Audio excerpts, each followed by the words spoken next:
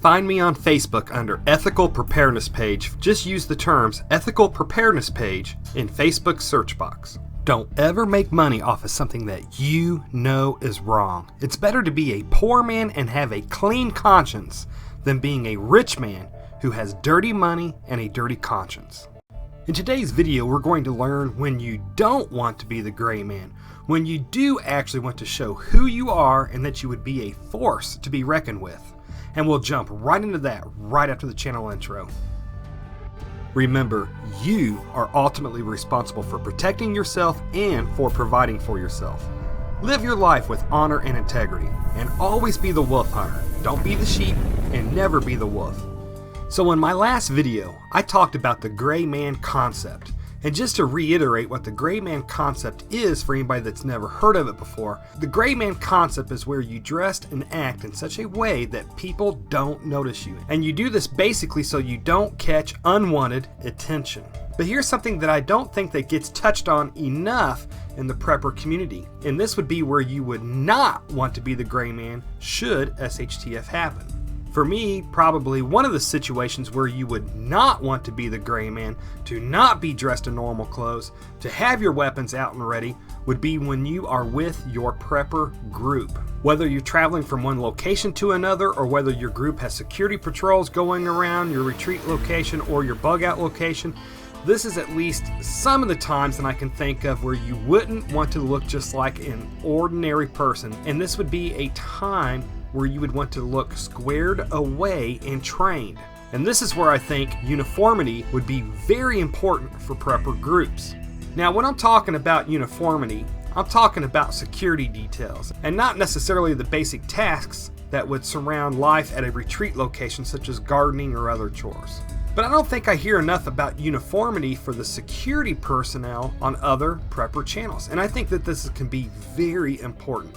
Now let's say that total SHTF has happened and there's no rule of law, and there's a marauder group and they're watching some retreat locations, and they're trying to decide which one of these retreat locations that they're going to hit. So they're checking out the perimeter defenses and they're watching the security patrols of these two different retreat locations. Now let's say that one of the retreat groups does not have uniformity. Maybe some of their guys are in jeans, and then some are in woodland camouflage, and some are in tiger stripe camouflage, and some have ARs, and some have AKs, and some have shotguns. And now let's say that the other retreat group does have uniformity. Maybe they're all in woodland camouflage BDUs, and they all have ARs, and they also all have the same type of patches and hats and or helmets. So which retreat group do you think the marauders will hit? Now, if I were one of those marauders, the group with uniformity would tell me they were probably serious about their prepping before SHTF happened. And this is probably a group that has done some serious training. And this is a group that probably has a history together and just aren't a group of people that found each other.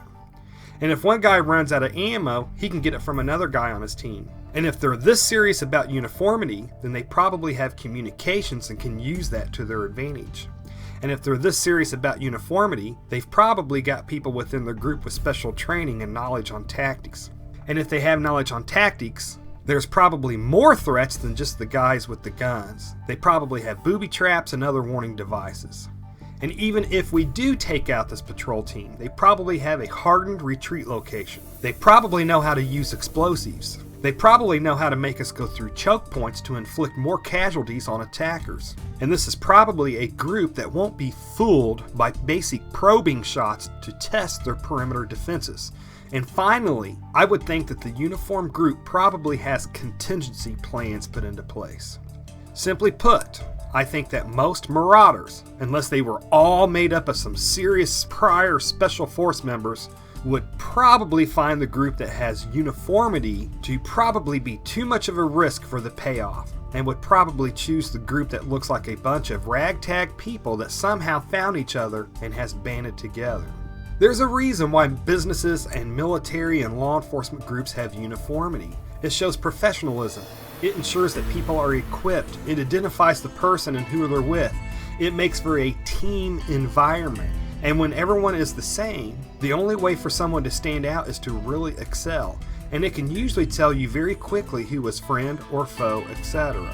Now obviously being in uniforms will be very situational dependent. There will be times when you wouldn't want to be in uniforms. But I think that if SHTF happens and it's gotten bad enough that you have to have patrol teams and defenses around your retreat location, that everybody being uniformed may possibly play to your advantage. And when I'm talking about uniformity, I'm not just talking about all of your security personnel all being in the same uniform. I also mean everybody having the same small arms, the same helmets, the same patches, the same radio, the same boots, etc. And if you're thinking about retreat security, this is something that you want to think about sooner rather than later. If you think your security team needs to be uniformed, this is where prepping can get really expensive. You'll probably want several pairs of the BDUs, plus the jackets and coats to match, plus the same plate carriers, etc. Now one last thing that I want to mention, since I just talked about spending money on prepping. It doesn't do any good to spend all kinds of money on gear if you don't know how to use it. So as you're getting this gear as you can afford it, your group should be training also when you can. But folks, this video wasn't to try to set any hard and fast rules or to make the claim that I know everything. This video is more to give you something to think about and maybe give you some helpful tips when making decisions that affect your security plans for your prepper retreat group. Anyways folks, if you like this video, don't forget to give it the thumbs up and share on Facebook or wherever, and don't forget to comment below, and also please consider subscribing if you haven't already done so. Anyways folks, if you made it this far, thank you very much for watching, and I pray that you have a good night.